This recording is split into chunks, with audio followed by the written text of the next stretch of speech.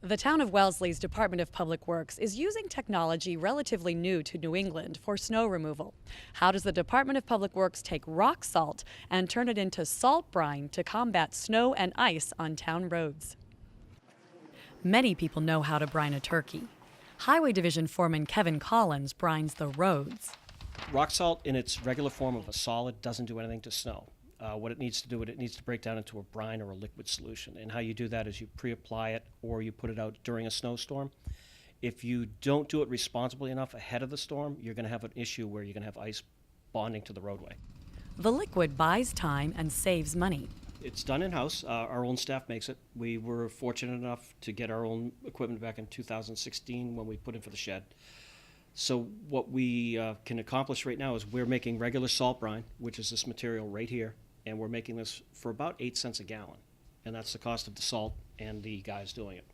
When we enhance it with a carbohydrate, this material right here, we're around 28 to 32 cents. The first step in the process is taking the rock salt and making a liquid. What you're looking at is the town's brine maker, where you come in with the machine and you'll dump rock salt into this hopper that you're looking at. Water is introduced from the bottom of the tank on a feed line, and it comes up through and percolates through the salt to the desired concentration around 25%, and then we dilute it.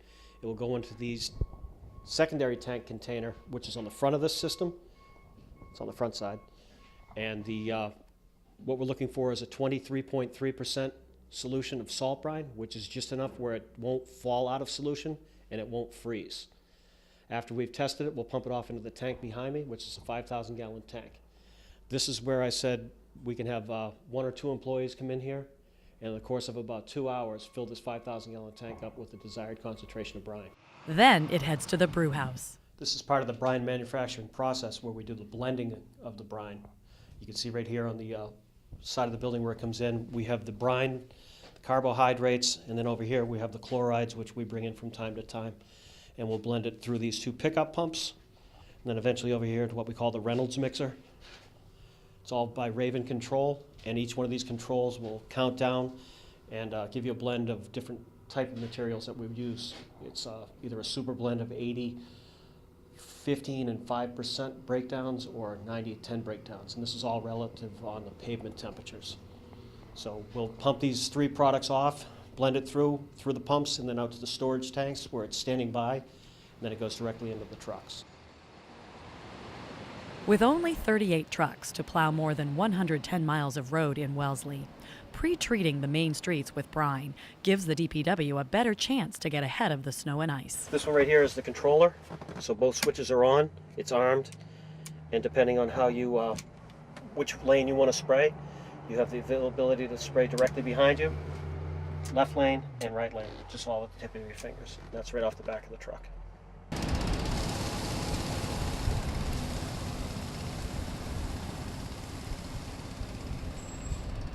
We do the application about 2 days ahead of time before a forecasted event, and we do that in the liquid form. So if you're driving down on the main roads, the hills, the intersections, the bridges, you'll see those white lines or those striped brown lines on the roadway.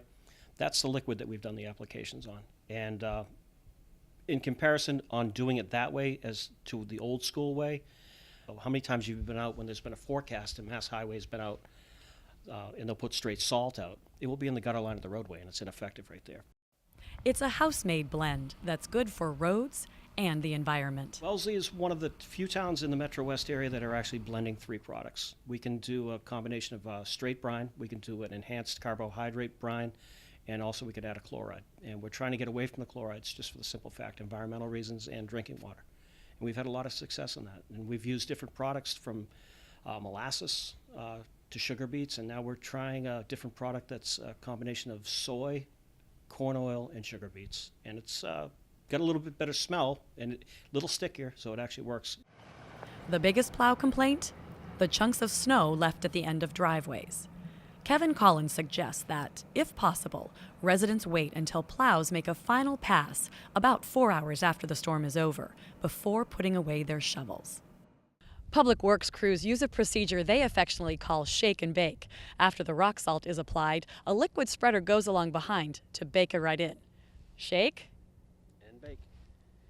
Now, can I drive? Seriously?